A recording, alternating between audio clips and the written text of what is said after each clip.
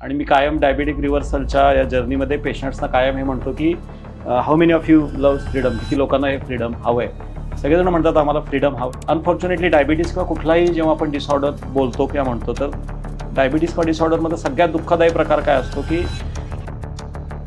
तुमच्या आयुष्यावर दुसरं कोणतरी कंट्रोल करत असतं. आयदर मग ते डॉक्टर असतात, फॅमिली मेंबर असतं, मेडिसिन असतं किंवा इतर कुठलीही गोष्ट, आणि त्याला तुम्हाला नाकारता येत नाही. गोळी औषधं बंद होणं हे एकमेव ध्येय असलं नाही पाहिजे. हे बऱ्याच ध्येयांपैकी किंवा बऱ्याच उद्देशांपैकी एक गोष्ट असली पाहिजे. सो गोळ्या औषधं बंद झाल्यानंतर तो खुशीचा माहोल असतोच. प्रत्येकाला छान वाटतं की माझ्या गोळ्या बंद झाल्या, पण काही काही जणांच्यामध्ये अँझायटी सुद्धा क्रिएट होते की सगळ्यांनाच आपल्याला आपण जेव्हा इमॅजिन करतोय, कारण आय होप तुला डायबिटीस नाही आहे, राईट, आणि मला पण नाही आहे डायबिटीस. त्यामुळे आपण बघताना काय विचार करतो, माझ्या गोळ्या होत्या, गोळ्या बंद झाल्या.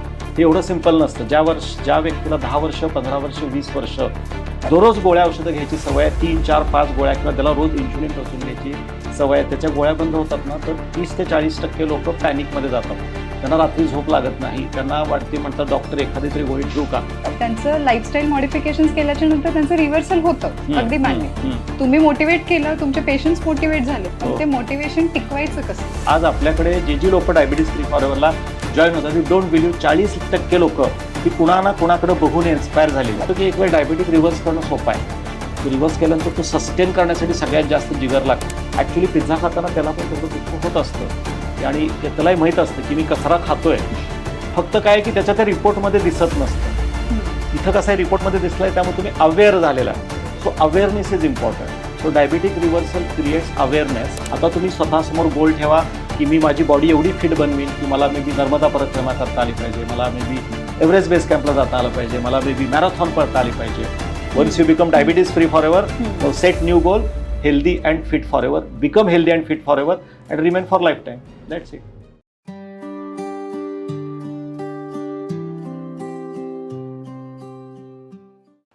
जननी जन्मभूमिश्च स्वर्गादपि गरीयसी. आज स्वातंत्र्य दिन. स्वातंत्र्य दिन म्हटलं की आपल्या डोक्यामध्ये येतं पारतंत्र्यामधून मिळालेली मुक्तता. पारतंत्र्यामधून नक्कीच आपल्याला मुक्तता मिळाली आहे, पण आज स्वातंत्र्याच्या 79 वर्षानंतर सुद्धा आपल्याला मुक्तता मिळाली नाही आहे, तर जीवनशैलीजन्य आजारांपासून. त्यामध्ये एक आहे डायबिटीज. डायबिटीज रिव्हर्सल किंवा डायबिटीज सारख्या आजारांबद्दल आपण अनेक वेळा बोललेलं आहे, पण स्वातंत्र्य म्हटलं तर नक्की काय, याविषयी आपण आज बोलणार आहोत. तर मी ऐश्वर्या, डायबिटीज फ्री फॉरएव्हरच्या स्वातंत्र्य दिन विशेष पॉडकास्टमध्ये आपल्या सर्वांचं मनपूर्वक स्वागत करते. आजपर्यंत आपण डायबिटीज रिव्हर्सल या विषयावरती अनेकदा बोललो आहोत, पण डायबिटीज रिव्हर्सल म्हणजे नक्की काय? डायबिटीज रिव्हर्सल व्यतिरिक्त नवीन एक प्रश्न आहे, तो म्हणजे माझ्या औषधं गोळ्या बंद झाल्या किंवा डॉक्टरांनी माझ्या औषधं बंद केल्या, त्यानंतर पुढे काय? तर याच विषयावर सविस्तर चर्चा करण्यासाठी आपण आज भेटणार आहोत अशा व्यक्तिमत्वाला, ज्यांनी हजारो लोकांच्या आयुष्यामध्ये आनंद आणि निरोगी आयुष्याचं स्वातंत्र्य प्राप्त करून दिलं आहे. तर मी स्वागत करते डॉक्टर भाग्येश कुलकर्णी सरांचं या पॉडकास्टमध्ये. नमस्कार सर. नमस्कार. नमस्कार. येस सर, कसे आहात? फारच छान. म्हणजे हा 15 ऑगस्टचा मुहूर्त तुम्ही साधलेला आहे, आणि मी कायम डायबिटिक रिव्हर्सलच्या या जर्नीमध्ये पेशंट्सना कायम हे म्हणतो की how many of you loves freedom, किती लोकांना हे फ्रीडम हवं आहे. सगळेजण म्हणतात आम्हाला फ्रीडम हवं आहे, पण खऱ्या अर्थाने मी बऱ्याच वेळा मजेत पण म्हणतो लोकांना की पारतंत्र्यात होतं बरं होतं ना, सगळं आपल्या आरामात सगळ्या गोष्टी मिळायच्या. इंग्रज होते त्यावेळेला बरं होतं, कशाला पाहिजे स्वतंत्रता.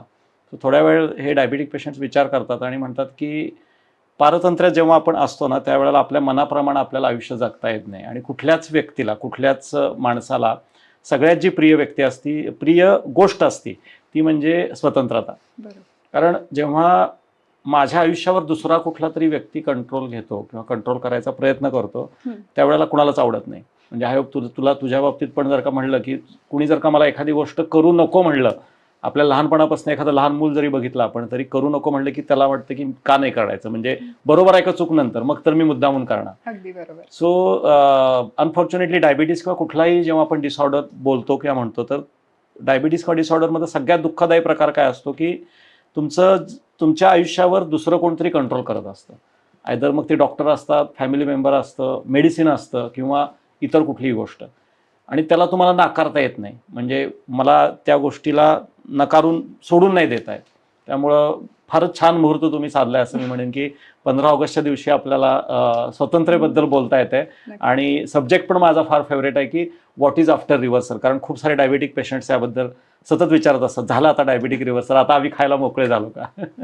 तर आपण Yes. सुरुवात करूया. डायबिटीज रिव्हर्सल म्हणजे नक्की काय, त्याची व्याख्या तुम्ही कशी कराल? ओके, सो डायबेटिक रिव्हर्सल सोप्या भाषेत सांगायचं तर तुमचा जो डायबिटीसचा क्रम वाढत वाढत जाणार आहे. म्हणजे डायबिटीसच्या 5 स्टेजेस असतात. पहिल्यांदा कुठल्याही गोळीशिवाय औषधाशिवाय तुमची साखर नॉर्मल राहत असती. नंतर मग तुमच्या लाईफस्टाईलमध्ये चुका होतात किंवा तुमच्याकडून लाईफस्टाईल चांगल्या पद्धतीनं फॉलो होत नाही. मग तुम्ही प्री डायबिटीसमध्ये जाता, मग असिम्प्टमॅटिक डायबिटीस म्हणजे कुठल्याही लक्षणांशिवाय डायबिटीस, मग डायबिटीसचे छोटे छोटे कॉम्प्लिकेशन्स आणि मग मोठे कॉम्प्लिकेशन्स. तर हा जो डायबिटीसचा जो जर्नी आहे त्याला रिव्हर्सलमध्ये घेऊन येणं. तुम्ही जर का कॉम्प्लिकेशनपर्यंत पोहोचला असाल तर त्या कॉम्प्लिकेशन्सपासून माघारी येणं. तुम्ही जर का सिम्प्टमॅटिक डायबिटीसमध्ये असाल तर तिथून असिम्प्टमॅटिकमध्ये असाल तर प्री डायबिटीस, आणि प्री डायबिटीसकडून विदाऊट मेडिसिन, विदाऊट गोळी औषध तुमच्या जर का शुगरच्या लेवल, स्पेसिफिकली जे अमेरिकन डायबिटिक असोसिएशन किंवा इंडियन काउन्सिल ऑफ मेडिकल रिसर्चनी जी diabetic reversal, again diabetic reversal ही कन्सेप्ट त्यांनी अजूनही रिव्हर्सल हा वर्ड वापरलेला नाही, रिमिशन हा जास्त योग्य वर्ड आहे की तुमचा डायबिटीस रिमिशनमध्ये जाऊ शकतो, झोपलेल्या अवस्थेत जाऊ शकतो जर का तुम्ही गोळ्या औषधांशिवाय HbA1cच्या लेवल 3 महिने किंवा 6 महिने किंवा त्याच्यापेक्षा जास्त 6.5 पेक्षा मेंटेन ठेवल्या फक्त लाईफस्टाईल चेंजेसवरती, तर त्या व्यक्तीचं डायबिटीसचं रिमिशन झालं असं आत्ता म्हणलं जातं. आणि तुम्ही जर का ते 5 वर्षापर्यंत टिकवलं, ही जी मधुमेह मुक्ती आहे सो कॉल्ड, ती 5 वर्षापर्यंत टिकवली तर तुम्ही प्रोलॉंग्ड रिमिशनमध्ये जाता किंवा तुमचा डायबिटीस बरा झाला. आणि अगेन ही रिव्हर्सल, रिमिशन या कन्सेप्ट स्पेसिफिकली टाईप 2 डायबिटीसला ॲप्लिकेबल आहेत. टाईप 1 जो लहान मुलांच्यात दिसतो, इन्शुलिन वगैरे असतं, त्यांना त्यांच्या रिव्हर्सलची डेफिनेशन थोडी वेगळी आहे असं मी म्हणेन. ओके. आता तुम्ही इथे मेन्शन केलं की गोळ्या औषधे बंद करणं, तर बरेचसे लोक असतात त्यांचं अंतिम ध्येय असतं की गोळ्या औषधे बंद झाले, तर तुमच्या मते नक्की अंतिम ध्येय काय असायला हवं? कशाच्या बाबतीतलं, म्हणजे डायबिटिक रिव्हर्सलचं का फ्रीडमच्या बाबतीतलं? निरोगी राहण्यासाठी, कायम निरोगी राहण्यासाठी. गोळी औषधं बंद होणं हे एकमेव ध्येय असलं नाही पाहिजे. हे बऱ्याच ध्येयांपैकी किंवा बऱ्याच उद्देशांपैकी एक गोष्ट असली पाहिजे. सो जेव्हा आपण फ्रीडमचा विचार करतो, जेव्हा मी म्हणतो की मी डायबिटीसचं रिव्हर्सल केलं, तर गोळ्या औषधं बंद करणं हा तुमच्या मोठ्या जर्नीमधला एक छोटं स्टेशन आहे. म्हणजे जसं आपण एका ठिकाणून दुसऱ्या ठिकाणी आपण प्रवास करतो, एक्स ठिकाणून मला वाय ठिकाणापर्यंत जायचं आहे, तर मध्ये मध्ये मला स्टेशन्स लागतात. सो जेव्हा मी निर्णय घेतो की मला माझ्या डायबिटीसला रिव्हर्स करायचं आहे, तर तुमचं अंतिम ध्येय असलं पाहिजे मला हेल्दी बनायचं आहे, मला निरोगी बनायचं आहे. माझं जे मेटाबॉलिझम, माझं शरीर, मी जेव्हा जन्म झाला त्यावेळी मला परमेश्वराने, निसर्गाने खूप छान शरीर मला दिलं होतं, खूप चांगली मला हे दिली होती. सो मी माझ्या कलथानपणामुळं, माझ्या लाईफस्टाईलच्या चेंजेसमुळं, माझ्या लाईफस्टाईलमधल्या चुकांमुळं मी या सगळ्या गोष्टी हे केलेल्या आहेत, म्हणजे बिघडवलेल्या आहेत. सो गेटिंग बॅक टू तुमच्या ओन ह्याच्यामध्ये येणं, कम्प्लिटली हेल्थ ट्रान्सफॉर्मेशन होणं, हे तुमचं अंतिम ध्येय असलं पाहिजे. म्हणून आपण पण काय म्हणतो की डायबिटीस फ्री फॉरएव्हरमध्ये तुमचा डायबिटीस फ्री होणं किंवा गोळ्या औषधं बंद होणं हा अंतिम पग किंवा शेवटची पायरी नाही आहे, ही पहिली पायरी आहे. तुमची अंतिम पायरी असली पाहिजे मला हेल्दी आणि फिट व्हायचं आहे.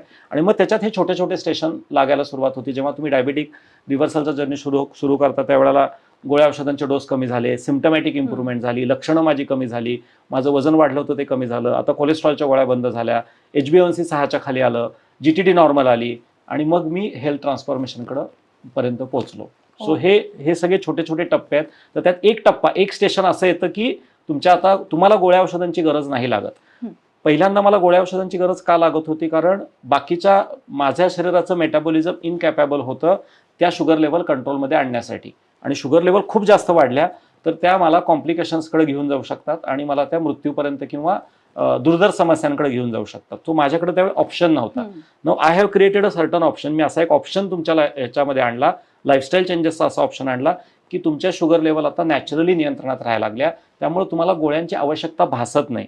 तुम्ही जर का गोळ्या तशाच ठेवल्या, माझी शुगर पण नॉर्मल आहे आणि मी गोळ्या जर का डायबिटिक पेशंट म्हणून कंटिन्यू ठेवल्या तर तुमच्या शुगर ड्रास्टिकली लो होऊ शकतात, जे जास्त डेंजरस असतं. दॅट्स वाय आपल्याला त्यावेळेला गोळ्या बंद करण्याचा निर्णय घ्यावा लागतो. सो गोळ्या बंद करणं हे ध्येय नाही असलं पाहिजे, मला हेल्दी आणि निरोगी व्हायचं आहे हे तुमचं ध्येय असलं पाहिजे. आणि त्या प्रवासात तुमच्या गोळ्या सुटतात किंवा गोळ्या आम्हाला बंद कराव्या लागतात, कारण गोळ्या सुरू ठेवल्या तर त्याचे त्रास जास्त होतो. असं आहे, असं मी म्हणू शकतो याला. नक्कीच डॉक्टर, तुम्ही अगदी सोप्या भाषेत सांगितलं की गोळ्या हो. बंद होणं एक ध्येयचा पार्ट असू शकतो. करेक्ट. नक्कीच ते अंतिम ध्येय नसतं. ते अंतिम ध्येय नसू शकतं. हम्म. पण गोळ्या बंद झाल्या किंवा एखाद्याच्या आयुष्यामधून गोळ्या कमी झाल्या तर त्याच्या आयुष्यावरती कशा प्रकारे फरक जाणवू शकतो? गोळ्या बंद झाल्यामुळे मला नाही वाटत फार मोठा फरक पडतो, कारण बरेच जण येताना म्हणजे जेव्हा ते डायबिटिक रिव्हर्सलचा प्रवास सुरू करतात किंवा डायबिटीसची ट्रीटमेंट आपल्या डायबिटीस फ्री फॉरमध्ये सुरू करतात, तेव्हा त्यांचा एक उद्देश असतो की बाबा मला गोळ्या बंद करायच्या आहेत, हे करायचे. मी त्यांना पुन्हा पुन्हा विचारतो, का तुम्हाला रिव्हर्सल पाहिजे? गोळ्या बंद करणं एवढं एकच उद्देश आहे, म्हणजे तुम्हाला डायबिटीस काही त्रास देतोय म्हणून तुम्हाला हे करायचं आहे का गोळ्या बंद करणं बाबा म्हणजे गोळ्या एवढ्या वाईट आहेत का? मग त्याच्यावर एक वेग उत्तर देतात की नाही, ते गोळ्या औषधांचे साईड इफेक्ट असतात. मग त्यांना मी विचारतो की पण आता तर तुम्ही 10 वर्ष झाले गोळ्या औषधं घेताय, धडधाकट तर दिसताय, अजूनही काहीतरी आहे. मग ते हळूहळू सांगायला लागतात, नाही आमच्या एनर्जी लेवल लो वाटत आहेत, आम्हाला हा प्रॉब्लेम झालेला आहे, आमचे गट इश्यू आहेत. मग त्यांना सांगायला लागतं की गोळ्या औषध हे आपल्याला सपोर्ट करण्यासाठी आहे, थोपवण्यासाठी आहे. They are giving you symptomatic relief. 20% आपल्याला गोळ्या औषधांची गरज आहे. 80% जी माझ्या लाईफस्टाईलमधली जी सुधारणा करायला पाहिजे त्याच्यावर मी अजूनही तेवढ्या पद्धतीने लक्ष नाही दिलेलं. सो गोळ्या औषधं बंद झाल्यानंतर तो खुशीचा माहोल असतोच, प्रत्येकालाच बरं छान वाटतं की माझ्या गोळ्या बंद झाल्या. पण काही जणांच्या मध्ये अँझायटी सुद्धा क्रिएट होती की सगळ्यांनाच आपल्याला आपण जेव्हा इमॅजिन करतोय, कारण आय होप तुला डायबिटीस नाही आहे, राईट, आणि मला पण नाही आहे डायबिटीस, त्यामुळे आपण बघताना काय विचार करतो, माझ्या गोळ्या होत्या, गोळ्या बंद झाल्या. हे एवढं सिम्पल नसतं. ज्या व्यक्तीला 10 वर्ष 15 वर्ष 20 वर्ष दररोज गोळ्या औषधं घ्यायची सवय आहे, 3 4 5 गोळ्या, किंवा त्याला रोज इन्शुलिन टोचून घ्यायची सवय आहे, त्याच्या गोळ्या बंद होतात ना, तर 30 ते 40% लोक पॅनिकमध्ये जातात. त्यांना रात्री झोप लागत नाही, त्यांना ते म्हणतात डॉक्टर एखादी तरी गोळी ठेवू का, आणि ते सतत त्यांना वाटत असतं की माझी शुगर बहुतेक हलणार, माझी शुगर हे होणार. सो संमिश्र प्रतिक्रिया ह्याच्यामध्ये येते. काही जण अँझायटीमध्ये जातात, काही जण ओव्हरवेल्म होतात, काही जण म्हणतात की मला झालं, आणि ते सगळंच हेवायर करून टाकतात. ते म्हणतात गोळ्या बंद झालं म्हणजे मी अंतिम युद्ध जिंकलं, आता मी काही पण करायला मोकळा, काही पण मी खायला मोकळा, कसंही वागायला मोकळा. अशाही प्रतिक्रिया आम्ही पेशंटच्या बघितलेल्या आहेत त्याच्यात. म्हणजे तुमच्या म्हणण्याप्रमाणे गोळ्या बंद झाल्या म्हणजे तुम्ही काहीही खाण्यासाठी मोकळे नाही आहात? नाही, ऑफकोर्स नाही. तुमची ती टेंडन्सी आहे, तुमची ती टेंडन्सी रिव्हर्स झाली पाहिजे. म्हणजे काय की मी गोळ्या औषधं बंद करण्याचा जेव्हा निर्णय घेतो, किंवा माझं जेव्हा HbA1c नॉर्मल येतं किंवा GTD नॉर्मल येते, म्हणजे तुम्ही काय केलं, तुमच्या डायबिटीसला फक्त घरातनं बाहेर काढलेलं आहे. आणि तुम्ही जेव्हा निर्णय घेता की मला फुल हेल्थ ट्रान्सफॉर्मेशन करायचं आहे आणि मला कायमस्वरूपी हेल्दी राहायचं आहे, त्यावेळेस तुम्ही डायबिटीसला हद्दपार केलेलं असतं. ते जुन्या काळी चोर असले की त्यांना शिक्षा दिली जायची की बाबा हे केलं तर तुम्हाला घरातनं पकडलं तर तुम्हाला नॉमिनल दम देऊन बाहेर पाठवलं, म्हणजे काय घरातनं बाहेर काढलं, पुन्हा तो कधी येऊन चोरी करू शकतो. अजूनही थोडंसं काय की गावाच्या बाहेर पाठवलं, आणि सगळ्यात अजून एक मोठी शिक्षा हद्दपार. तर आमचं म्हणणं काय आहे की गोळ्या औषधं बंद झाली म्हणजे तो वेशीवर जाऊन बसलाय. तुम्ही जर का परत गलथानपणा केलात, तुम्ही जर का घराला व्यवस्थित कुलूप बिलूप नाही लावलेलं, तुम्ही काळजी नाही घेतली, तो चोर परत येऊन तुमच्या घरात चोरी करू शकतो, कधी एंट्री करू शकतो. सो आपल्याला त्याला हद्दपार करायचं आहे आणि त्याला हद्दीच्या बाहेरच ठेवायचं. तर डॉक्टर, अशा काही स्पेसिफिक सवयी आहेत का की ज्या सवयीमुळे तुमचं रिव्हर्सल टिकून राहू शकतं? 101% डायबिटिक रिव्हर्सलमध्ये त्या सवयी लागतात. म्हणजे हा प्रश्न कसा आहे माहिती आहे का, की आंघोळ करता रोज तुम्ही? हसायला काय झालं? विचारला मी, प्रश्न विचारला. दात घासता? हो. मग ही चांगली सवय वाईट सवय? चांगली सवय. नाही घासायचे 4 दिवस दात नाही घासायचे, नाही आंघोळ नाही करायची, काय होईल? कुणाला जगाला फरक पडेल काय? सो हा प्रश्न कसा आहे की मी पेशंट सुरुवातीला येतात त्यावेळेला हा प्रश्न विचारतात, डॉक्टर आता आम्हाला या चांगल्या सवयी हे आम्हाला आयुष्यभर फॉलो करायला लागेल का, आम्हाला हे रिस्ट्रिक्शन आयुष्यभर राहील का? तर त्यांना मी मजेत म्हणतो की बाबा हे करून बघा, 3 महिने 6 महिने पटलं, चांगलं वाटलं तर आपण पुढे बघू काय करायचं. आणि जेव्हा 6 महिने 8 महिने होतात त्यांचे, जेव्हा त्यांना नव्या लाईफस्टाईलची सवय लागते, चांगल्या पद्धतीनं त्या गोष्टी फॉलो करायला लागतात, they get so use for all this things. त्यांना आम्ही जरी सांगितलं ना की जरा आता तुम्हाला आता आपली GTD टेस्ट आहे, ग्लुकोज टॉलरन्स टेस्ट, तर त्यांना सांगायला लागतं की आता 6 गुलाबजाम खायचे आहेत तुम्ही, आणि 6 गुलाबजाम बापरे नाही जाणार डॉक्टर, शिरा खायचा आहे. अहो आम्ही तो खाल्ला पण आम्हाला जात नव्हता. आम्ही त्यांना म्हणतो जाओ तुम्ही आठवड्यातून एकदा तुम्हाला चिटिंग करायला परवानगी आहे, तुम्ही पावभाजी वगैरे खाऊ शकता, तुम्ही जाऊन हे करू शकता. Now they are get so much acquainted. ते आम्हाला उलटं सांगतात पेशंट्स आपले जे बरे झालेले, की डॉक्टर आता माझ्यासमोर कोण बसून गुलाबजाम जरी खाल्ले ना, मला आता माझ्या मनात तो हे राहिलेला नाही, माझ्या मनात ते क्रेविंग्स नाही राहिलेलं. तो जो पॅटर्न आहे, तो माइंडसेट आहे, तो माइंडसेट आपण या पूर्ण रिव्हर्सलच्या प्रक्रियेमध्ये चेंज करतो. त्यामुळं आय डोंट फील डिप्राइव्ड. आपल्याला काय वाटत असतं जेव्हा आपण डायबिटिक असतो त्यावेळेला मला ही गोष्ट मिळत नाही, ती गोष्ट मिळत नाही, ती गोष्ट मिळत नाही, कारण माझ्या आजूबाजूला या सगळ्या पद्धतीच्या मोह आहेत आपल्या आजूबाजूला. आणि त्या आपल्याला वाटत असतं की माझ्यापेक्षा तो खुश आहे, तो ब्रेड खातोय म्हणजे खुश आहे, तो पिझ्झा खातोय म्हणजे खुश आहे. ऍक्च्युली पिझ्झा खाताना त्याला पण तेवढं दुःख होत असतं की, आणि त्यालाही माहित असतं की मी कचरा खातोय. फक्त काय की त्याच्या त्या रिपोर्टमध्ये दिसत नसतं. इथं कसं आहे, रिपोर्टमध्ये दिसलंय त्यामुळे तुम्ही अवेअर झालेला आहे. बरोबर. So awareness is important. So diabetic reversal creates awareness. आणि हा जो अवेअरनेस आहे, ही जी जाण आहे, जाणीव की माझं शरीर ही माझी सगळ्यात मोठी ॲसेट आहे आणि मी ती गमावली नाही पाहिजे ॲटलिस्ट माझ्या हाताने. हा अवेअरनेस येणं म्हणजे डायबिटिक रिव्हर्सल आहे. हा अवेअरनेस तुम्हाला पुश करतो त्या हॅबिट्स कंटिन्यू ठेवण्यासाठी. जसा रोज ज्याला रोज जिमला जायची किंवा एक्सरसाइज करायची सवय असते, त्याला ज्या दिवशी जिम नाही करत त्या दिवशी कसं तरी वाटतं. बरोबर. सो तुम्हाला एकदा फास्टिंगची सवय लागली, तुम्हाला एकदा सॅलड खायची सवय लागली, तुम्हाला एकदा एक्सरसाइज करायची सवय लागली, तुम्हाला एकदा लक्षात आलं की हा कचरा आहे आणि हा कचरा मी जर का पोटात टाकला तर माझा कचरा होऊ शकतो, तर तो माणूस नाही खात. आणि चुकून जरी त्या केसमध्ये त्यानं कधीतरी जाऊन असा अरबट चरबट खाल्लंच तर त्याचं पोट बिघडतं. त्याला लक्षात येतं, कारण बॉडीला चांगल्या फूड आणि चांगल्या एन्व्हायरमेंटची सवय लागलेली असते. आणि ही फक्त गोष्ट फूड, एक्सरसाइज किंवा इथंच सीमित राहत नाही, ही वृत्तीमध्ये पण बदल होतो. एकदा त्याला ग्रॅटिट्यूडच्या मोडमध्ये राहायची सवय लागली, एकदा त्याला सगळ्यांच्या बरोबर चांगलं गोड बोलायची सवय लागली, एकदा तो यंग दिसायला लागला. तुम्हाला सांग की समजा 1 वर्ष चांगल्या पद्धतीनं डायबिटिक रिव्हर्सल केलेला आहे आणि आहे त्याच्यापेक्षा तू 4-5 वर्ष यंग दिसायला लागलीस, तर काय म्हणजे तुला काय वाटेल की आता बास झालं, आता नको बाबा आपल्याला, आता बास झालं, 1 वर्ष आपण यंग दिसतोय, आता परत बॅक टू पॅव्हेलियन म्हातारं दिसावं. नक्कीच. एकदा तुम्हाला फिट राहायची सवय झाली की तो पण एक माहोल असतो, तो पण एक एन्व्हायरमेंट असतं. त्या माहोलमध्ये, त्या एन्व्हायरमेंटमध्ये राहायला, आणि ती साईड आपण बघितलेली नाहीये. अनफॉर्च्युनेटली काय आहे की डायबिटिक पेशंट्सला आपल्याला सांगायला लागतं की तू बाबा खोल गर्तेत आहेस, आता तू चिखलात रुतलेला आहेस, तुला पहिला बाहेर काढतो, नंतर मग तुला स्वच्छ करतो छान, आणि मग तुला या लेवलवरती. आता या आईसलँडवरती गेल्यानंतर जेव्हा मला दिसतं अरे विस्तृत आहे जग, मग खूप छान वाटतंय, मग तुम्हाला खाली नाही उतरावं वाटत, मग तुम्हाला वाटतं की बाबा हे बरं आहे आणि मला मग अजूनही पुढं काय करताय, हा त्याच्यामध्ये येतो. त्यामुळं सवय एकदा लागली, इट्स अ हॅबिट, आपण त्याला ॲटॉमिक हॅबिट्स म्हणतो. छोट्या सवयी 7 दिवसासाठी हे करा, 21 दिवसासाठी फॉलो करा, 90 दिवसात ट्रान्सफॉर्मेशन बघा. आवडलं कंटिन्यू करा, नाही आवडलं तर तुम्हाला तो ऑप्शन ऑलवेज आहे. डॉक्टर, हे ऐकण्यासाठी खूप छान वाटतंय की 2 गुलाबजामुन किंवा एखादी वाटी गुलाबजामुन समोर येतंय आणि आपल्या सवयी इतक्या अंगीकारल्या गेल्यात की ते खाण्याची इच्छा होणार नाही. असं होतं? म्हणजे हे मी असं म्हणेन की हे आपण हजारो पेशंट्समध्ये, म्हणजे शेकडो नाही हजारो पेशंट्समध्ये बघितलेलं आहे. आणि पेशंटनी स्वतः या गोष्टी आपल्याला सांगितलेल्या आहेत की डॉक्टर आता, म्हणजे इट्स नॉट की आम्ही डिप्राइव्ड वाटतंय म्हणून, की तो सेल्फ कंट्रोल आमच्यामध्ये कुठेतरी आलेला आहे, की आम्हाला हे जाणीव झालेली आहे गुलाबजाम खराब नाही आहेत किंवा हे नाही, पण त्याच्यासाठी जे पहिलं क्रेविंग होतं आणि ते नाही मिळालं तर त्याला फोमो म्हणतो आपण त्याला, की फिअर ऑफ मिसिंग आउट, तर तसे आम्हाला नाही राहत आता. म्हणजे आणि कुणी आम्हाला आग्रह केला किंवा हे केल्यानंतर सुद्धा आम्ही घेतो बाबा, पण तो सत्यनारायणाचा प्रसाद कसा आपण घेतो किंवा तेवढ्यापुरतं, तर ठीक आहे बाबा तुझ्या समाधानासाठी मी एखादा गुलाबजाम खातो, खाताना पण ती गिल्ट राहत नाही आणि नाही म्हणलं म्हणून पण ती गिल्ट राहत नाही. थोडीशी ती स्थितप्रज्ञता डायबिटीस रिव्हर्सल तुम्हाला देतं. आणि बेसिकली हे फक्त डायबिटीसलाच नाही, तुमच्या लाईफमध्ये तुम्हाला कुठेही काही हवं असेल तर हा सेल्फ कंट्रोल हा सगळ्यात महत्त्वाचा असतो. आपण कायम सांगतोच ना की संयम, संवाद आणि समाज ही 3 सूत्र आहेत डायबिटीस रिव्हर्सलची. आणि आयुष्यात पण मला सक्सेसफुल व्हायचं असेल तर मला काही गोष्टींमध्ये संयम ठेवायला लागतो, असतो तो जिभेवरती. तर तो संयम जो आहे तो डायबिटिक रिव्हर्सल तुम्हाला आणून देतो. आणि हा कंट्रोल आहे तो तुम्हाला हेल्दी फॉरेव्हरसाठी प्रेरित करतो, असं मला वाटतं. अगदीच विशेष. हे ऐकण्यासाठी खूपच छान वाटत आहे आणि नक्कीच हे इतक्या लोकांनी अनुभवलं आहे, म्हणजे अजून खूप लोक आहेत जे अनुभवणार आहेत. आणि माझं म्हणणं आहे प्रत्येक डायबिटिक पेशंट एकदा तरी हे अनुभवावं. अगदी छान. जे लोक डायबिटीजनी रिव्हर्स झाले, ज्यांचं डायबिटीज रिव्हर्स झालेलं आहे, त्यांनी शुगर टेस्ट किती वेळा करावी?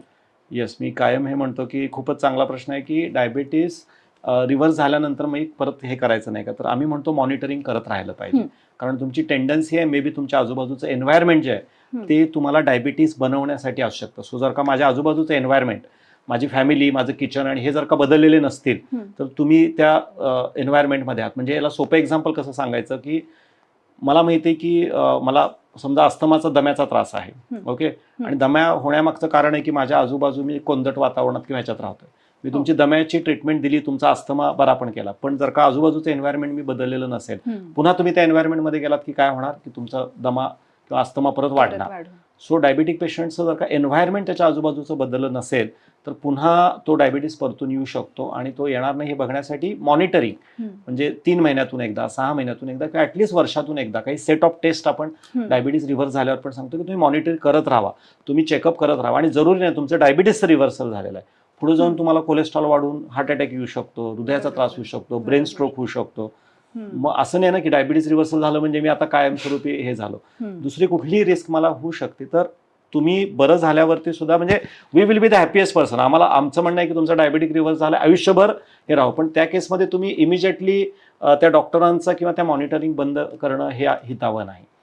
त्यांना म्हणजे ते नुकसान बऱ्याच वेळा देतं. आणि बघ पेशंट जागृत कधी होतो म्हणजे खूप साऱ्या म्हणजे एका पेशंटचीच मी स्टोरी सांगेन की आपले परांजपे म्हणून मुंबईचेच पेशंट्स होते आणि त्यांचं 1 वर्ष पूर्ण रिलिजियसली खूप छान फॉलो केलं. जॉईन झालं केलं त्यावेळी 11 HbA1c होतं. 11 HbA1c वरून त्यांनी खूप छान हे केलं, वजन बिजन कमी केलं. 1 वर्षभर चांगला फॉलो करून 5.9 वरती HbA1c आणलं, गोळ्या वगैरे सगळी बंद झाली. त्यांना त्यानंतर आपण सांगितलं होतं की आपल्या अबंडन्स बॅच असते सर, तुम्ही 3 महिन्यातनं एकदा, 6 महिन्यातनं एकदा दर्शन देत जावा, डॉक्टरांना भेटत जावा, आपण मॉनिटर करूया आणि तुमचं सगळं व्यवस्थित चाललंय का हे फक्त आपण बघूया. इट्स नॉट अबाउट की तुम्ही आता एव्हरी मंथ आलं पाहिजे, प्रत्येक महिन्यात चेक करा, पण चेक करत राहा आणि 3 महिन्यातनं एकदा दर्शन देत राहा. तर ते खुश झाले. सगळं तिने लाईफस्टाईल पहिल्यासारखं सुरू केलं. 9-10 महिने 1 वर्ष काही चेक नाही केलं आणि सडनली एक दिवस युरिन ट्रॅक इन्फेक्शन बसल्यानंतर परत चेक केली. शुगर 450 पेक्षा जास्त, फास्टिंग शुगर 300 पेक्षा जास्त, HbA1c 14.5. म्हणजे जे पहिलं 11.5 HbA1c होताना त्यांची जी कंडिशन होती त्याच्यापेक्षा जास्त कंडिशन त्यांची वर्सन झाली. आणि मग परत आल्यानंतर मग 1.5-2 वर्षानंतर आल्यानंतर मग ते म्हणले आता डॉक्टर म्हणलं काही नाही, आता परत पहिल्यापासून आणि आता अजूनही जास्त ॲग्रेसिव्हली करायला लागलं. सो ह्याच्यापेक्षा जास्त जर का मी थोडं मध्ये प्रिकॉशन, आणि कसं असतं मला कोणीतरी विचारणार आहे, मी कुठंतरी अकाउंटेबल आहे हे म्हणलं की माणूस अलर्ट राहतो. जसं चोरी करणारा एखादा असतो तर तिथं सीसीटीव्ही कॅमेरा लावलाय म्हणलं की तो अलर्ट हा CCTV camera. So monitoring acts as a CCTV camera. Monitor जे असतं मॉनिटरिंग, तुम्ही चेक केव्हा करत राहता की मला चेक करायचं तर मला माझ्या चांगल्या सवयींमध्ये राहायला लागेल. तो एक alertness back of the mind असतो. त्यामुळे आम्ही म्हणतो की हे झालं म्हणजे तुम्ही मॉनिटरिंग नका थांबू, तुमच्या डॉक्टरांना एकदमच सोडून देऊ नका. हा, दर महिन्याला येऊ नका, 3 महिन्यातून 6 महिन्यातून वर्षातून 1-2दा जरूर भेटलं पाहिजे तुम्ही आणि चेकअप करून माझं सगळं बरोबर आहे ना. आणि ह्याला आपण एक खास म्हणजे हे कसं आहे, आपण फ्रीडम बद्दल बोलतोय, 15 ऑगस्ट बद्दल बोलतोय की आपल्याला फ्रीडम, तर फ्रीडम ही एक जबाबदारी पण आहे, एक रिस्पॉन्सिबिलिटी पण आहे. मला एक मेसेज येतो डायबिटिक पेशंट्सना मी कायम देतो की हे बघा कसं आहे, तुमच्याकडे लायसन्स असेल, तुला ती गाडी चालवायला येते कुठली 2 व्हीलर 4 व्हीलर, तर तुला लायसन्स जेव्हा तुला मिळालं तेव्हा ते लायसन्स कशासाठी दिलेलं आहे? गाडी रस्त्यावरून चालवण्यासाठी गाडीचं लायसन्स तुला दिलेलं आहे का, म्हणजे तेवढ्यासाठी फक्त दिलंय का गाडी रस्त्यावरून व्यवस्थित चालवण्यासाठी दिली? व्यवस्थित चालवण्यासाठी. दोन्ही सेमच आहे ना, रस्त्यावरून गाडी चालवली काय आणि व्यवस्थित चालवली काय? नाही, अगदीच व्यवस्थित. मी गाडी रस्त्यावरून चालवायला लागलोय आणि 2-4 जणांना उडवलं तर तुमचं लायसन्स बाधित राहणार का? नाही. तुम्ही जाता जाता रस्त्यावरून जाता वन वे मध्ये घुसलात आणि पोलिसांनी पकडलं तर तुम्हाला लगेच लायसन्स नाही जप्त होत. पोलीस तुम्हाला काय करतो, बाबा रॉंग साईडनं आलायस, तुला समज दिली जाते, फाईन मारून हे केलं जातं. पण तुम्ही रस्त्याच्या मधून गाडी चालवत सुटलात आणि 2-3 उडवलं आणि त्यातल्या एखाद्याचा मृत्यू झाला तर तुम्हाला जेल पण होऊ शकते आणि तुमचा लायसन्स पण येऊ शकतं. सो डायबिटिक रिव्हर्सलमध्ये GTT नॉर्मल येणं किंवा माझी जबाबदारी आहे, माझी रिस्पॉन्सिबिलिटी आहे, ती जबाबदारी मी चांगल्या पद्धतीनं हे केलं पाहिजे. तुम्ही कष्टाने मिळवलेलं हे फ्रीडम आहे. आपण आज स्वातंत्र्याची उपासना का करतो, स्वातंत्र्याला आपण हे का करतो, कारण त्याच्यासाठी खूप साऱ्या जणांची आहुती पडलेली आहे. इथं पण तुम्ही कष्टाने तुमची बॉडी, तुमचं हेल्थ परत मिळवलेली आहे. सो ती जबाबदारी आहे. तो आपला हे नाही की उच्छाद मांडण्याचा किंवा उन्माद करण्याचा तो प्रकार नाही आहे. ते स्वातंत्र्य मी टिकून ठेवण्यासाठी मी ते रिस्पेक्टफुली हे केलं पाहिजे. मी रस्त्याच्या मधून गाडी चालवत सुटले आणि 4-5 जणांना उडवलं तर जसं लायसन्स कॅन्सल होतं, माझा डायबिटीज बरा झाला, माझ्या गोळ्या बंद झाल्या, आता मी काय पण जाऊन खातो, मी पाणीपुरीच खातो, हे पण करतो, ते करतो, रात्री जागरण करतो, म्हणजे हे काय झालं 4-5 जण उडवल्यासारखं आहे. मग तुमचा डायबिटीस रिव्हर्सल टिकणार नाही. तुमचा डायबिटीस आणि मे बी डायबिटीस नाही, दुसरा कुठला तरी आजार तुमच्या लाईफमध्ये परतून येऊ शकतो. सो स्वातंत्र्य जबाबदारी आहे, स्वातंत्र्य रिस्पॉन्सिबिलिटी आहे आणि ती मेंटेन करण्यासाठी आपण त्या स्वातंत्र्याचा रिस्पेक्ट ठेवला पाहिजे. आणि तो रिस्पेक्ट ठेवण्याचा हा प्रकार आहे, त्या गोष्टी आपण लोकांना शिकवतो.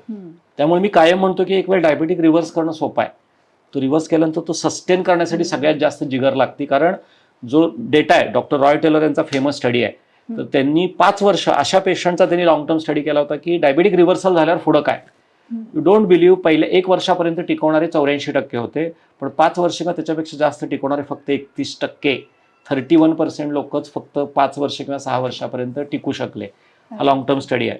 म्हणजे 70% लोकांनी कुठं ना कुठंतरी माती खाली म्हणजे काही ना काहीतरी गडबड केली आणि परत त्यांच्या शुगर लेवल वाढले किंवा परत त्यांना मे बी टॅबलेटवर किंवा गोळ्या औषधांवर यायला लागलं. सो एवढंही सोपी गोष्ट नाही आहे.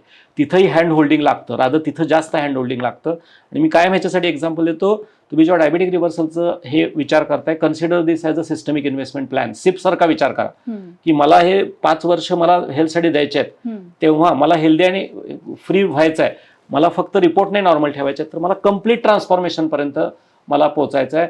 माझ्या गोळ्या बंद झाल्या, HbA1c नॉर्मल आलं, डायबिटीज फ्रीडम झालं, तर तुमच्यासमोर एक नवीन हे ओपन झाला, नवीन एक हॉरिझॉन तुमच्यासमोर ओपन झालेला आहे.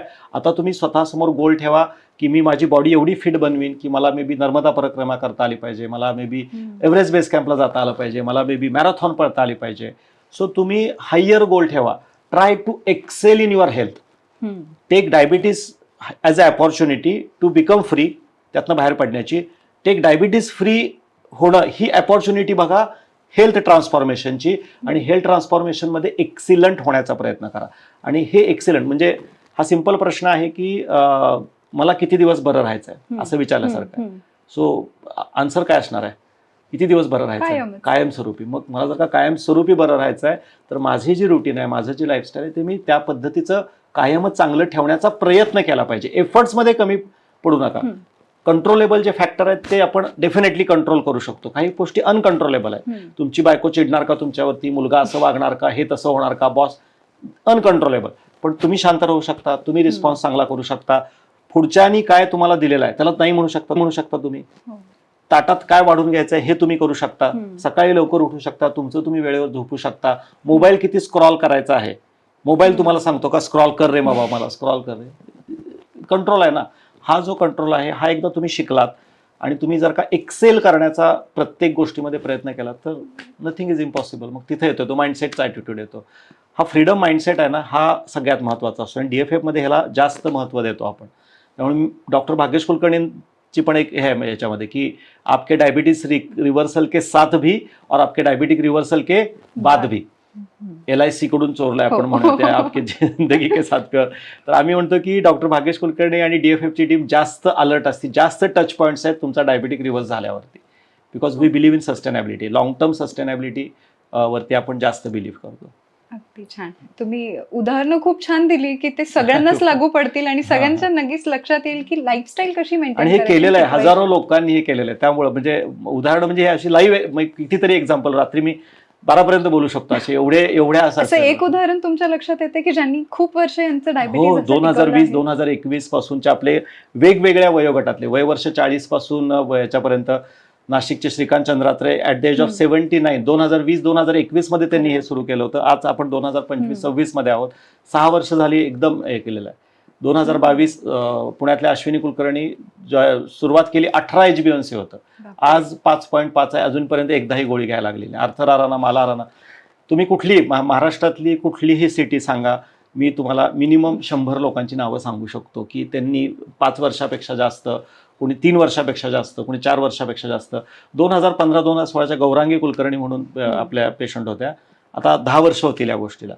त्यांनी हायपोथायरॉइडिझम त्यांचं त्यावेळी रिव्हर्स केला, ॲसिडीचा प्रॉब्लेम रिव्हर्स केला, डायबिटीस रिव्हर्स केला आणि तब्बल त्यावेळेला 20 किलो त्यांनी वजन कमी केलं होतं. आज सुद्धा कुठलाही त्यांना त्रास नाही. त्यांनी ते हेल्दीचं जे मिशन त्यांनी ठरवलं होतं त्या पद्धतीने ठेवलेलं आहे. All these are live examples. नाही आपल्यासारखी हाडामासाची माणसं आहेत. आणि वयोगट मी काय म्हटलं की वयोगट अगदी 20 वर्षापासून ते 80-85 पर्यंत ही सगळी लोक करू शकतात. तुमचं काय एक्सक्यूज आहे? अरे वा. या बऱ्याच झालेल्या लोकांनी रादर आम्हाला हा कॉन्फिडन्स दिला की आपल्याला हे काम करण्यासाठी उद्युक्त केलं. ही जी प्रेरणा ही फार महत्वाची आहे.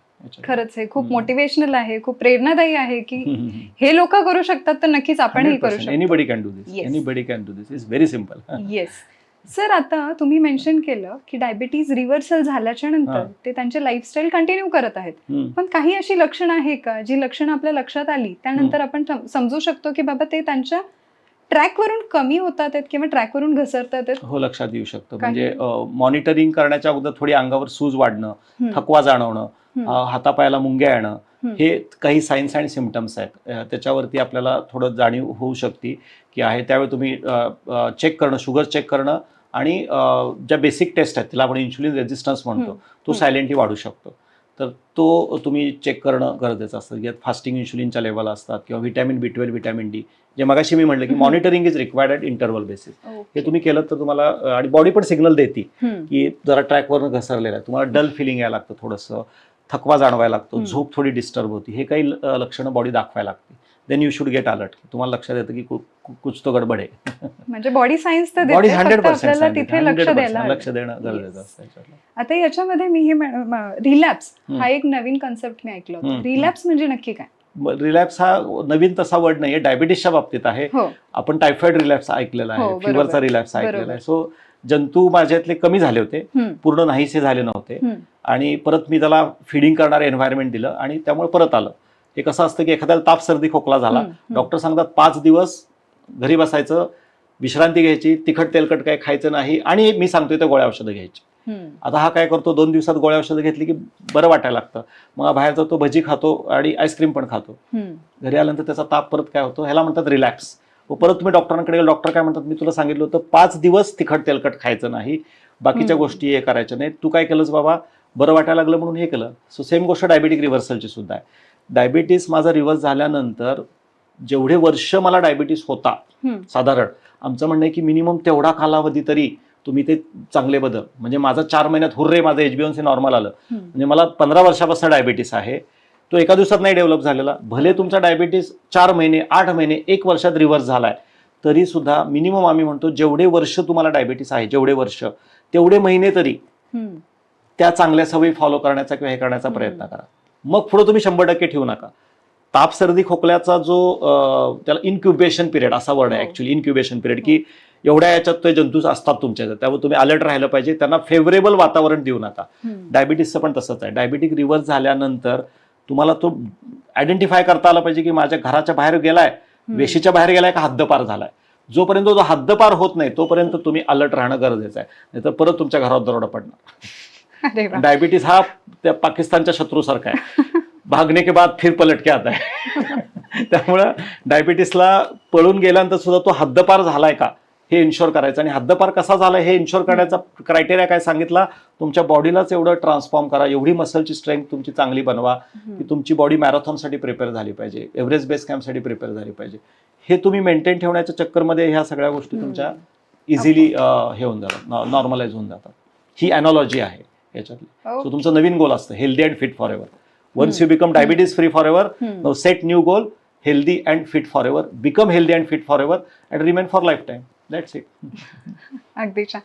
पण डॉक्टर, आता बऱ्याच वेळा आपण ऐकतो जे पेशंटनी त्यांचं रिव्हर्सल केलेलं आहे, पण नंतर त्यांची शुगर जेव्हा वाढायला लागतात ते अगदी पॅनिक होऊन जातात, घाबरून जातात. त्यांच्यासाठी तुम्ही काय संदेश देणार? फार कमी लोक होतात उलटा ऍक्च्युली, म्हणजे माझा अनुभव आहे की नाही होत पॅनिक.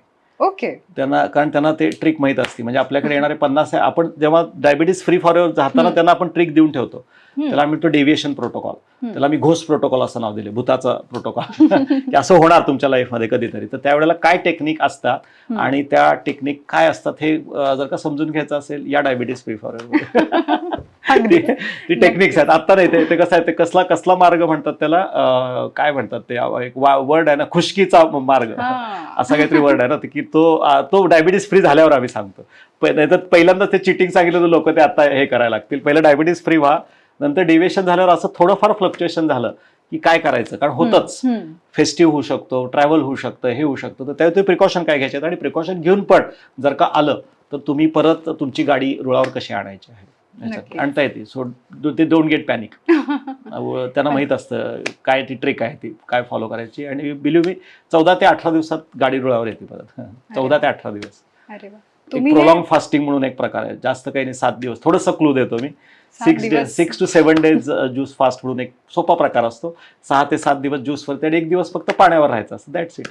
कुणी आता इथं सांगतोय म्हणून लगेच करायचा प्रयत्न करू नका. ह्याच्यासाठी तपश्चर्या, डायबिटीस फ्री व्हायला लागतं आणि मग आहे ह्याच्यातलं. You can bring back your sugar levels to normal without medicine. Right. जसं तुम्ही मेन्शन केलं की लाईफस्टाईल मॉडिफिकेशन्स केल्याच्या नंतर त्यांचं रिव्हर्सल होतं, अगदी मान्य. तुम्ही मोटिवेट केलं, तुमचे पेशंट्स मोटिवेट झाले, पण ते मोटिवेशन टिकवायचं कसं? हे मोटिवेशन टिकवायचं कसं, ह्याला 2 आहे. एक तर तुम्ही मी सांगितलं तसं तुम्हाला ज्यांनी रिव्हर्सल केलेलं आहे, हम्म. ज्यांनी तुम्हाला रिव्हर्सलच्या जर्नीमध्ये मदत केलेली आहे, त्यांच्याप्रती ग्रॅटिट्यूड ठेवणं. आणि ग्रॅटिट्यूड ठेवणं म्हणजे प्रत्येक वेळी त्यांना फोटोला रोज हार घालून नमस्कार करणं नाही. ग्रॅटिट्यूडचा अर्थ काय असतो, त्यांनी ज्या ज्या मला चांगल्या सवयी, मी एखाद्या व्यक्तीचा रिस्पेक्ट करतो, माझ्या गुरुचा रिस्पेक्ट करतो म्हणजे काय आहे. रामदास स्वामींचे शिष्य होते कल्याण स्वामी. कल्याण स्वामी जेव्हा रामदास स्वामींकडे गेले आणि ते रोज त्यांचे पाय पकडायचे आणि ते म्हणायचे आणि ते सांगायचे की हनुमंताची पूजा कर. रामदास स्वामी कल्याण स्वामींना काय म्हणायचे, हनुमंताची पूजा कर. तर ते रोज हनुमंताची पूजा करायचे. पण त्यानंतर सुद्धा रामदास स्वामी त्यांच्या नाराज झाले. अरे हनुमंताची पूजा म्हणजे काय आहे की हनुमंतासारखा ताकदवार बर. आणि मग त्यांनी रोज त्यांचं हे करत असताना 1000 सूर्यनमस्कार रोज माणूस तो हे करायचा. 1000 सूर्यनमस्कार. तर उपासनेचा अर्थ काय असतो, तुम्हाला गुरूंनी आणि तुम्हाला शिकवलेल्या गोष्टी मी सातत्याने फॉलो करणे, ही खरी त्याच्या प्रती असलेली कृतज्ञता असते. तर तुम्ही जर का ग्रॅटिट्यूडच्या मोडमध्ये राहिला, तुम्ही जर का कृतज्ञ राहिलात, मला ज्या ज्या लोकांनी ह्याच्यात मदत केलेली आहे, मग ते तुमचे डॉक्टर असतील, तुमचे डायटिशियन असतील, तुमचे फॅमिली मेंबर्स असतील, ह्याच्याप्रती तुमची मधुमेह मुक्ती टिकून राहते. आणि दुसरी गोष्ट असते, थोडं तुमच्या बरोबर तुम्ही बदलत असताना केवळ एकटेच बदलू नका. Try to change your environment also. तुमचं घरामध्ये ज्या काही सवयी आहेत, तर घरामध्ये जे कोण घरात किचनमध्ये काही माणसं तुम्हाला हेल्प करतायत, तर त्यांना पण थोड्या थोड्या थोड्या चांगल्या सवयी लावा. सो दॅट एन्व्हायरमेंट तुम्ही चांगलं ठेवलं तर तुम्ही कायमस्वरूपी बरे राहाल आणि तुमच्या बरोबरच्या नियर अँड डिअर पर्सन होणार नाही. हे 2 वेज आहेत त्याचे. जसं तुम्ही मेन्शन केलं, इंडियन सोसायटीमध्ये एकटा माणूस काही करू शकत नाही, घरचे तेवढेच इन्व्हॉल्ड असतात. नॉट इन इंडियन सोसायटी, कुठेही गेलं तरी असंच आहे. कारण डायबिटीस हा 98% एन्व्हायरमेंटल डिसीज आहे, 2% जेनेटिक आहे, 2%. माझ्या जीन्समध्ये पण ते डॉर्मंट आहे, झोपलेलं जीन आहे. सो एन्व्हायरमेंटमधल्या मे बी सगळ्या नाही, पण ॲटलीस्ट 30-40-50% जरी मी माझ्या आजूबाजूचे एन्व्हायरमेंट चेंज करायचा किंवा मेंटेन ठेवायचा प्रयत्न केला, आणि ते होतं. म्हणजे आम्ही बघितलेलं आहे की या जर्नीमध्ये कितीतरी, म्हणजे फक्त डायबिटीसच्या व्यक्तीचं डायबिटीस फ्रीडम मिळत नाही त्याला, त्याच्याबरोबर त्याचा पार्टनर असेल तर त्याच्याही आम्ही शुगर लेवल कमी झालेल्या बघितल्या आहेत. वडील जर का डायबिटिक असतील तर मुलांनी 20-20, 22-22 किलो, इचलकरंजीचेच आपले, त्यांचा डायबिटीस रिव्हर्स व्हायला 2 वर्ष लागली. पण हा डायबिटीस फ्री फॉरएव्हरचा प्रोटोकॉल फॉलो करता करता त्यांच्या मुलांनी 22 किलो वजन कमी केलं. 24 ते 25 वयोगटामध्ये. आणि आपला दरवर्षी आनंद उत्सव असतो, त्या बाबा त्या पोराला घेऊन आले. म्हणजे तो पेशंट नव्हताच, प्रायमरी पेशंट हे होते. ह्यांना 2 वर्ष लागली. अजूनही पण ते झगडतात, अजूनही पण आता 7-8 किलो हे कमी झालेलं आहे. पण ह्यांनी त्यांच्या मागून येऊन 6 ते 7 महिन्यात DFFचे प्रोटोकॉल फॉलो करून 22-23 किलो, म्हणजे अमेझिंग. मी जेव्हा त्याचं ट्रान्सफॉर्मेशन बघितलं, पहिला आणि नंतरचा फोटो जेव्हा त्यांनी दाखवला, म्हणजे आय एम लिटरली अमेज्ड, की म्हणलं अरे, म्हणजे हे फक्त एका लेव्हलचं नाही आहे. कारण ती जी इन्स्पिरेशन आहे, ती जी प्रेरणा आहे, ती शेवटी मुलं आईवडिलांकडनं शिकतात ना. सो माझ्या समोर जर का लाईव्ह एक्झाम्पल असेल आणि त्याचं जर का ट्रान्सफॉर्मेशन दिसत असेल, आज आपल्याकडे जी लोक डायबिटीस फ्री फॉरएव्हरला जॉईन होतात, यू डोंट बिलीव्ह 40% लोक ही कुणाकडे बघून इन्स्पायर झालेले आहेत. तुझं झालं, कुठून झालं सांग, मी तिकडे होतो. We called mouth of advertise, काय रेफरल म्हणतात ना त्याला. काय सो 40% आपल्याला वेगळी ॲडव्हर्टाईजच करायला लागत नाही. डायबिटीस फ्री फॉरएव्हरमध्ये येणारी 40% लोक, म्हणजे आम्हाला नोन आहेत, अननोन तर माहीतच नाही. ते म्हणतात आम्ही युट्यूबवर बघितलं, हे केलं, पण थोडंसं खोदून विचारलं की आमच्या गावात याचं झालं होतं, शेजारी याचं झालं होतं, माझ्या आत्याचं झालं होतं, माझ्या मामाचं झालं होतं, माझ्या वडिलांचं झालं होतं. सो मला पण करायचं आहे. So this is a inspiration. Nice. म्हणजे डिरेक्टली नाही तर तुम्ही इनडायरेक्टली पण खूप लोकांच्या आयुष्यावर प्रभाव पाडतच आहात. 100%. तर जसं आपण या सत्राच्या एंड पर्यंत आलोच आहोत, तर एक छोटासा रॅपिड फायर राऊंड घेऊया आपण. येस, नक्कीच. तर मी काही क्वेश्चन्स विचारेल तुम्हाला. 100%. Yes, fire. नक्कीच. गोळ्या बंद झाल्यानंतर HbA1c किती वेळाने तपासायचं? गोळ्या बंद झाल्यानंतर 6 महिन्यातून एकदा. 6 महिन्यात. वर्षातून 2 वेळा तपासणं गरजेचं आहे. चीट मील यांच्याबद्दल काय म्हणणं आहे आपलं? चीट मील 28 दिवस फॉलो करा. 29 आणि 30 तारीख तुम्हाला चीटसाठी अलाउड आहे. आणि 1 दिवस एक्सरसाइज चुकली तर चालतंय, फक्त तो 1 दिवस रोजचा नको. ट्रॅव्हलमध्ये लाईफस्टाईल कसं टिकवायचं?